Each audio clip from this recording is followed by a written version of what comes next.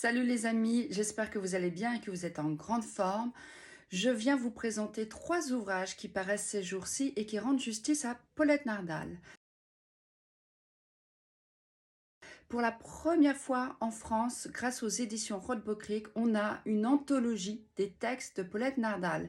Écrire le monde noir, qui rassemble presque 60 articles, des récits, des fictions, des nouvelles qu'elle a écrits. Parmi ces textes, on va trouver L'éveil de la conscience de race qu'elle écrit en 1932 où, pour la première fois dans le monde francophone, le lien est fait entre la question du genre et la question de la race. Si cette question vous intéresse, je vous invite à aller lire le chapitre qui consacre Brent Hayes Edwards dans son livre Pratique de la diaspora, également publié aux éditions Rothbaucric, qui revient sur Paulette Nardal et le féminisme noir et l'internationalisme noir.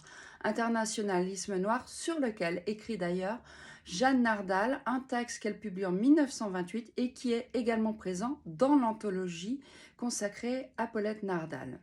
Ce que j'ai aimé dans l'ouvrage de Brent Edwards, c'est qu'il revient sur ce qui s'est passé à Paris dans les années 20, dans les années 30, dans l'entre-deux-guerres. Alors que l'empire colonial est à son apogée, que la ségrégation bat son plein aux États-Unis, à Paris, mais aussi à Marseille, se rencontrent les auteurs de la Harlem Renaissance et les jeunes écrivains et étudiants africains francophones et antillais qui sont de passage à Paris.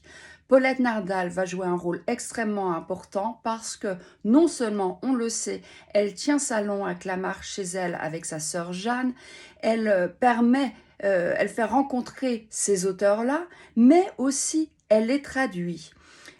C'est une journaliste, elle écrit des articles. C'est ça qui est très intéressant chez Brent Hayes Edwards, c'est qu'il montre que Paulette Nardal est aussi une théoricienne. Alors, la question que l'on doit se poser aujourd'hui, c'est pourquoi Paulette Nardal a autant disparu que ça des mémoires.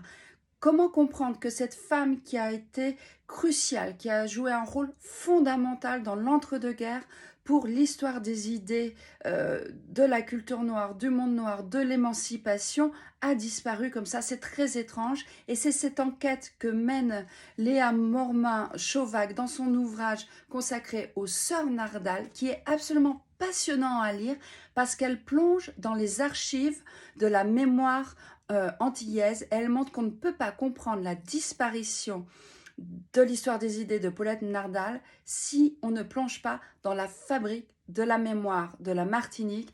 En fait, il s'est joué quelque chose de politique qui explique pourquoi Paulette Nardal a été invisibilisée. Elle ouvre plusieurs pistes de réflexion tout à fait pertinentes. C'est un ouvrage beaucoup plus grand public que celui de Brent Hayes Edwards qui s'adresse davantage à des chercheuses et à des chercheurs qui travaillent sur ces questions-là. Celui de Léa Mormin-Chauvac est beaucoup plus accessible et vraiment, moi j'ai pris beaucoup de plaisir à lire les 3 et j'espère vous avoir donné envie d'en savoir un petit peu plus sur Paulette Nardal.